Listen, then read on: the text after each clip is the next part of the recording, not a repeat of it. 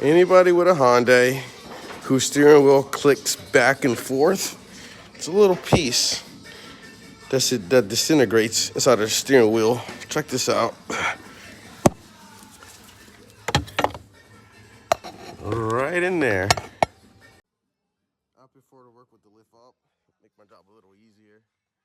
And the crazy part is it costs for 4 hours, but if you leave it hanging in there, disconnect all the wiring.